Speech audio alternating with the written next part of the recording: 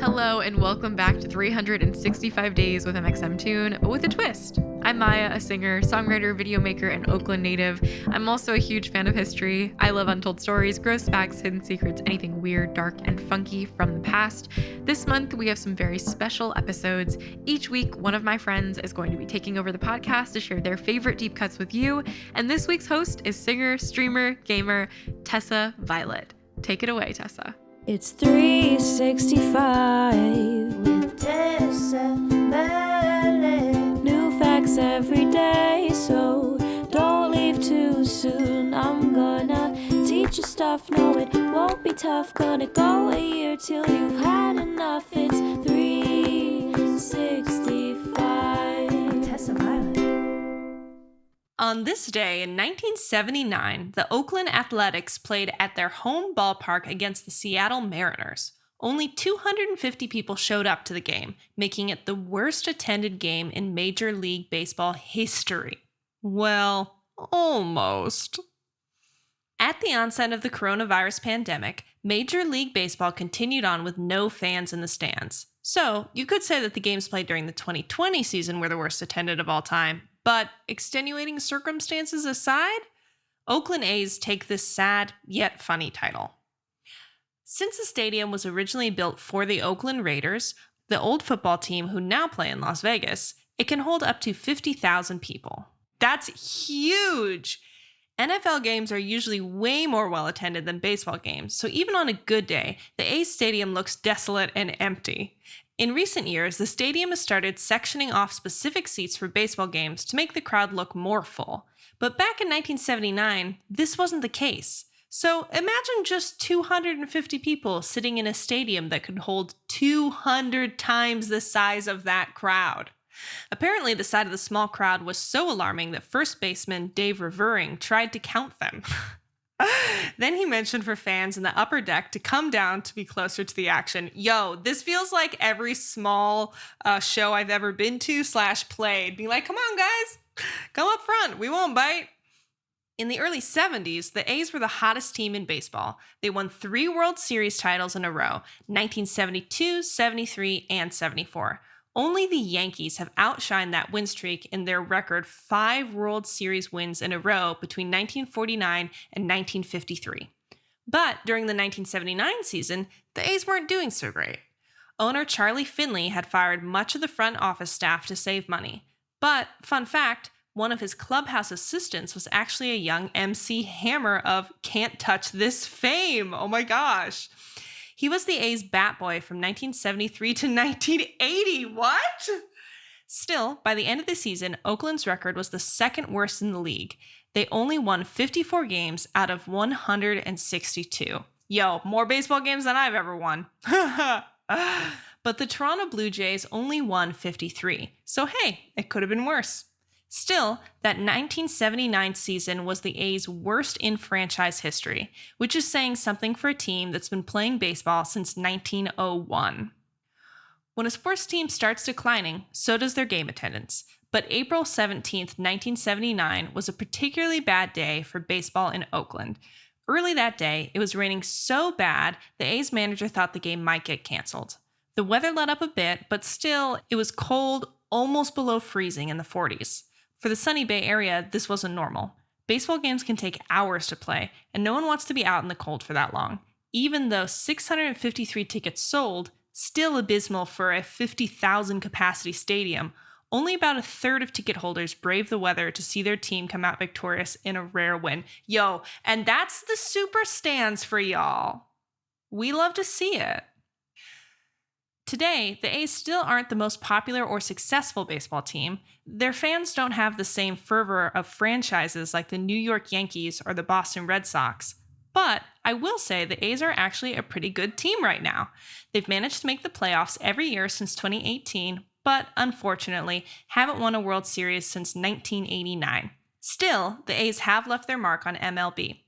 In 2011, Brad Pitt and Jonah Hill starred in Moneyball, a movie about how manager Billy Beane used statistics to scrape together a competitive baseball team on a small budget in the early 2000s. Y'all, I think about this movie once a week. It's so smart. Okay, go off script a little bit here. in the movie, you learn that like before then, the people who put together baseball teams would just be like, he looks like a star. This guy seems like he'd bat well. So then Billy Beane was like, no, I'm just going to look at the literal data of who gets on base the most. And those are the people I'm going to pick. And then he like made it to the World Series, you know, or something. I don't even remember. And then every other team used that same strategy to demolish them. So still, wow, that's a smart guy. Anyway, as of April 1st, fans watch the A's play at the Oakland Coliseum again. The stadium is only open at 20% capacity, which is probably all the seats they need. Of course, these limited reopenings can only work if the fans are diligent about social distancing, wearing well-fitted masks, and washing their hands. Still, I'm sure that players will appreciate the sound of cheering fans. It must be really strange to play professional sports in total silence. Now let's talk about music. We have a very special guest, Jeremy Zucker, here to talk about this day in his life. Hey, this is Jeremy Zucker, and I'm here to talk about why April 17th is an important day for me. 1 year ago, exactly 1 year ago, on April 17th, I released my debut album, Love Is Not Dying, and it was really important to me because at that point I had been making music and releasing music for maybe 4 years, and I'd put out something like 7 or 8 EPs, and my debut album came at a time when it felt like I had already released a debut album. So to finally be doing it in like an official way was a really big deal for me. Except it was about 1 or 2 months into the lockdown and the pandemic in the US, so it was just a strange time to be releasing an album, and it was very bittersweet. So I have a lot of very interesting memories that come back from that time.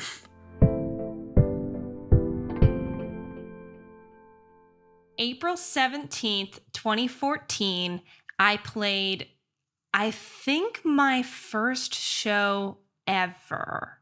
Maybe not, that could be totally wrong, but this was definitely one of the firsts. I got invited to talk at a conference, and I was like, oh, but hey, while you have me here, I just started writing songs. I play music now. Can I do a show? And they're like, sure. And I played in a coffee shop to, maybe 20 people. And yeah, it was incredible. I was thinking, it's so funny that would come up today. I was thinking about that experience like 2 days ago. Right now we just shot the live stream for the Bad Ideas The Experience. Tickets on sale now.